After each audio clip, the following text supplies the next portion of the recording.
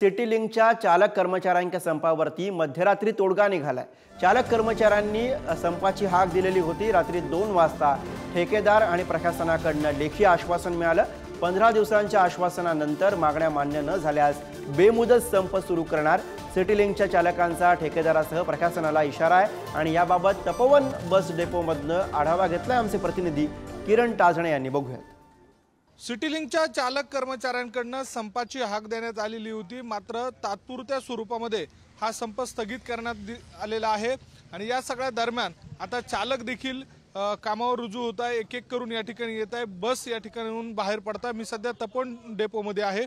नेमकं काय म्हटलेलं आहे पत्रामध्ये, यासोबतच त्यांच्या काय मागण्या होत्या सविस्तर जाणून घेऊयात। माझ्यासोबत काही चालक आहेत। 15 दिवसाची मुदत दिलेली आहे आणि 15 दिवसानंतर आमच्याशी चर्चा करून पगारवाढीबद्दल वर आमच्या बाकीच्या मागण्या आहेत त्या पूर्ण करण्याबद्दल असं आश्वासन दिलेलं आहे आम्हाला कंपनीने।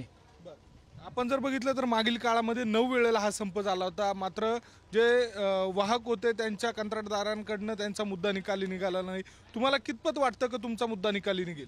सर, आमचे वरिष्ठ आहे ना, त्यांनी जबाबदारी घेतलेली या गोष्टीची आणि महाराष्ट्र नवनिर्माण सेनेने जबाबदारी घेतली असल्या कारणाने आम्हाला लवकरच आमच्या इंटिमेटम मिळेल असं आम्ही अपेक्षा करतो आणि आमचे वरिष्ठ आहे त्यांनी आम्हाला जबाबदारी दिलेली आहे, त्याच्यामुळे आम्ही 15 दिवस स्थगिती घेतलेली आहे या गोष्टीची।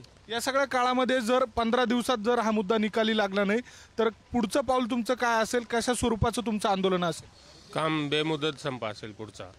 आम्ही पोलीस चौकीला पण दिलेले, फक्त पोलीस स्टेशन मधून आम्हाला परमिशन भेटायची बाकी आहे आणि कंपनीच्या वरिष्ठांनी 15 दिवसाचा वेळ दिलेला आहे। हो, काय काय सविस्तर मागण्या होत्या? पगार वाढ, डबल ड्युटीचा भत्ता, त्याच्यानंतर प्रोत्साहन भत्ता, अशा मागण्या आली आहे। व्हिडिओ जर्नलिस्ट जय साबळेसह किरण ताजणे, पुढारी न्यूज, नाशिक।